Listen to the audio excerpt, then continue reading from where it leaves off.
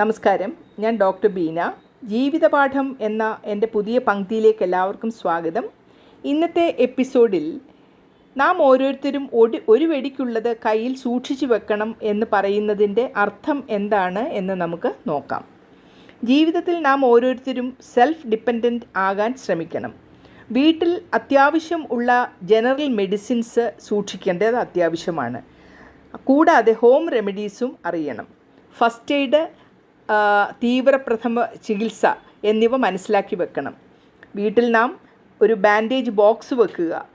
Gloves, plaster, ക്ഷതമുണ്ടായാൽ മൂടാനുള്ള strip, antiseptic lotion തുടങ്ങിയവയും, ointments, Betadine, Dettol solution, ice pack എന്നിവയും കരുതി വെക്കേണ്ടത് അത്യാവശ്യമാണ്. രാത്രിയോ അത്യാവശ്യ സമയങ്ങളിലോ ഒരു പ്രശ്നമുണ്ടായാൽ നമുക്ക് തന്നെ നമ്മുടെ കയ്യിൽ ഇതെല്ലാം ഉണ്ടെങ്കിൽ ഒരു അത്യാവശ്യ കാര്യങ്ങൾ ചെയ്യാൻ സാധിക്കുമല്ലോ. സാധാരണ ഉപയോഗത്തിലുള്ള ഹോം റെമഡീസും അറിഞ്ഞിരിക്കുക.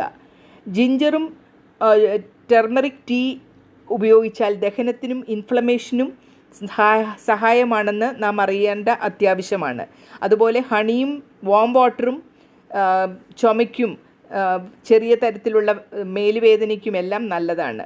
സോൾട്ട് വാട്ടർ ഗാർലിക് ചെയ്യുന്നത് നമ്മുടെ ടോൺസിലൈറ്റിസ് പോലെയുള്ള പ്രശ്നങ്ങൾക്കും അൾസർ, വായ്ക്കകത്തുണ്ടാകുന്ന അൾസറുമെല്ലാം ഒരു പരിധിവരെ നമുക്ക് സഹായകരമാണ്.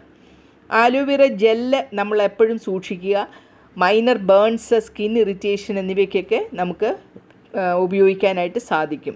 സ്റ്റീം ഇൻഹിലേഷൻ, നേസൽ കഞ്ചഷന് വേണ്ടിയിട്ടൊക്കെ നമ്മൾ ചെയ്യേണ്ടത് അത്യാവശ്യമാണ്. കൊച്ചുകുട്ടികളും എല്ലാം ഉണ്ടെങ്കിൽ അവർക്ക് അത്യാവശ്യ കാര്യങ്ങൾ ഇതെല്ലാം കൊണ്ട് നടക്കും. മെഡിസിൻ എക്സ്പയറി ഡേറ്റ് ചെക്ക് ചെയ്യേണ്ടത് അത്യാവശ്യമാണ്. ഫസ്റ്റ് എയ്ഡ് കിറ്റ് എപ്പോഴും കരുതുക. ഹോം റെമഡീസ് എപ്പോഴും അത്യാവശ്യമായിട്ട് ആദ്യം തന്നെ ചെയ്തതിന് ശേഷം മാത്രമേ മരുന്നുകൾ കൊടുക്കാവൂ. ചെറിയ തരത്തിലുള്ള അസുഖങ്ങളാണെങ്കിൽ. ഗുരുതര സാഹചര്യങ്ങളിൽ ഉടൻ തന്നെ ഡോക്ടറെ കാണണം. സ്റ്റെറിലൈസ്ഡ് ഗോസ്, ബാൻഡേജുകൾ, അഡ്വസീവ് പ്ലാസ്റ്റർ കട്ട്സ്, അതുപോലെയുള്ള വൂണ്ടിന് ചുറ്റുന്ന സ്ട്രിപ്പുകൾ, ആൻറ്റിസെപ്റ്റിക് ലോഷൻസ് ഇവയെല്ലാം നമ്മുടെ വീട്ടിൽ നാം പ്രത്യേകം സൂക്ഷിക്കേണ്ടത് അത്യാവശ്യമാണ്. പാരസെറ്റമോള്, മൈൽഡ് പെയിൻ ഡോസേജ് എല്ലാം നമ്മൾ അറിഞ്ഞിരിക്കേണ്ടത് ആവശ്യമാണ്. അതുപോലെ ചൊറിച്ചിൽ, അലർജി പോലെയുള്ള കാര്യങ്ങൾക്കൊക്കെ നമുക്ക് ആൻറ്റി ഹിസ്റ്റമിൻ, സിട്രസിൻ പോലുള്ള മരുന്നുകൾ അത്യാവശ്യത്തിന്, അലഗ്ര അതൊക്കെ ഉപയോഗിക്കാം. ഇതെല്ലാം ഡോക്ടറുടെ നിർദ്ദേശം അത്യാവശ്യമാണ് എങ്കിലും നമ്മുടെ കയ്യിൽ ഈ മരുന്നുകളെല്ലാം അത്യാവശ്യത്തിന് വേണമെന്നുള്ളതാണ് ഞാൻ അർത്ഥമാക്കുന്നത്. കഫ് സിറപ്പ് ഒന്നും പറ്റിയില്ലെങ്കിൽ നമ്മൾ തുളസിയും കുരുമുളകും എല്ലാം ഇട്ട് തിളപ്പിച്ച കാപ്പി പോലെ കൊടുത്താലും ആദ്യത്തെ 1-2 ദിവസം പ്രശ്നമില്ലാതെ പോകും.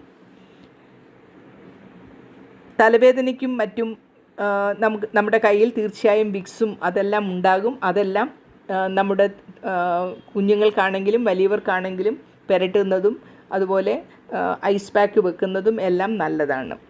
യൂറിക് ആസിഡ്, കാലിൻ്റെ വേദന, ഹൈപ്യൂരിൻ പ്രശ്നങ്ങൾ ഉള്ളതുകൊണ്ട് വരുന്ന യൂറിക് ആസിഡ് പ്രശ്നങ്ങൾ വന്നിട്ടുള്ളവർക്ക് അതിൻ്റെ ലക്ഷണങ്ങൾ അറിയാൻ സാധിക്കും. അതിനും ഡോക്ടറെ കാണണം.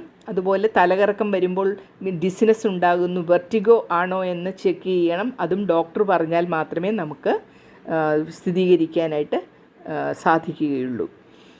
ചുരുക്കം പറഞ്ഞാൽ നമ്മുടെ വീട്ടിൽ തന്നെ ഒരു മെഡിസിൻ കിറ്റ് എല്ലാവരും സൂക്ഷിക്കണം എന്നുള്ളതാണ് പറഞ്ഞു വരുന്നത്. അത്യാവശ്യമായിട്ടുള്ള മരുന്നുകൾ, അതുപോലെയുള്ള ഓയിൻമെൻറ്റ്സ് എല്ലാം നിങ്ങളുടെ കയ്യിൽ ഉണ്ടെങ്കിൽ ഡോക്ടറെ അടുത്ത് പോകുന്നവരെ നമുക്ക് അത്യാവശ്യ കാര്യങ്ങൾ നടത്തുവാൻ സാധിക്കും. അതുകൊണ്ടാണ് ഓരോരുത്തരും ഒരു വെടിക്കുള്ളത് കയ്യിൽ സൂക്ഷിക്കണം എന്ന് ഞാൻ പറഞ്ഞത്. ഇനി പുതിയൊരു വിഷയവുമായി അടുത്ത എപ്പിസോഡിൽ കാണാം. നന്ദി, നമസ്കാരം.